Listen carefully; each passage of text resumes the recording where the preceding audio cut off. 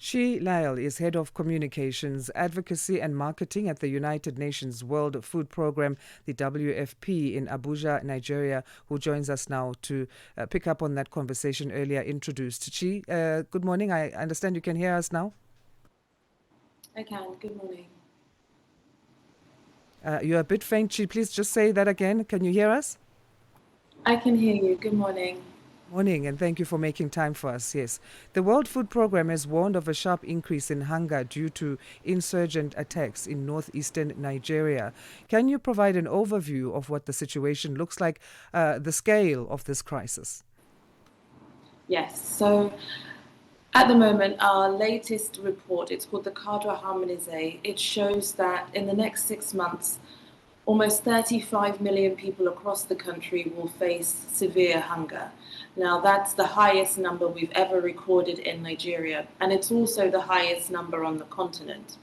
So this raises a lot of alarm bells for us at the World Food Programme and the wider humanitarian community. How is this ongoing violence? How is the ongoing violence impacting food production, markets, as well as humanitarian access? And what challenges does it pose for the operations of the World Food Programme? Yes, so we've seen that in the north of the country, where you have witnessed a number of attacks in the past few weeks, actually throughout the year, is that this is really impacting food security. Previously, the north was the breadbasket of the country. It would produce much of the food that would feed the whole population. But now, because of these recurrent and increasing number of attacks, we're seeing that people are unable to go to farms. The number of people who have been displaced, forced from their homes and into IDP camps is close to 1 million people. And these are people who would have been producing, would have been farming. So it means that the food system, how Nigeria produces, grows foods, has been completely disrupted as a result of conflict in the region. So, and the World Food Programme often works in conflict zones. So what strategies are you using to deliver food and aid safely to the communities who need it? So currently we're assisting about 900,000 people in the northeast. We are focusing mainly on those people in IDP camps. They are the most vulnerable people because they have no access to their homes, their lands, or jobs, employment. So it means that they are entirely dependent on food assistance.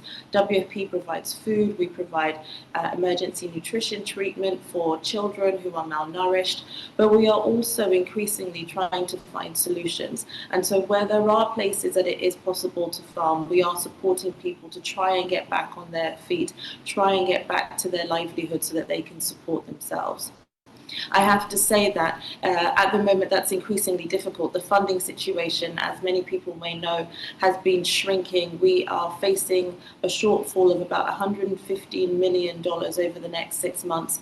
It is critical that we receive this funding because as of next month we run out of money to continue our operation. It means that for people living in the northeast who are impacted by conflict, who are in need of food assistance, we may not be able to help them as early as January next year. And that tackles the next point I was going to come to in terms of how are you working around funding issues and the gaps therein. The WFP, though, has also highlighted regional implications from this Nigerian crisis. How is cross-border food insecurity being addressed, and what cooperation exists with neighboring countries? Good question. So, as we stated in our statement earlier, what we've seen is that there is an insurgency coming not just from within Nigeria, but also from the neighboring countries. There is cross-border conflict such as JNIM and other factions that have now entered Nigeria and began attacks earlier this year. One of the biggest challenges is addressing all of these because, as you know, Nigeria is surrounded by many countries. And so we are working as a regional bureau, as a regional office for West Africa to really address food security in each of these locations so that we can try and put an end to the suffering that people are experiencing. Thank you so much again for your time and educating us, bringing the light on this topic here on Channel Africa. Thank you so much.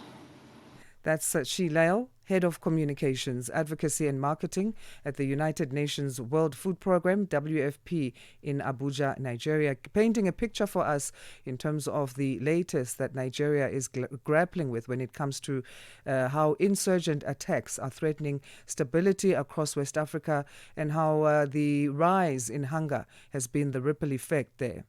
7:30 Central African Time. Let's get our news headlines now. Here is Jolani Tulongwepe.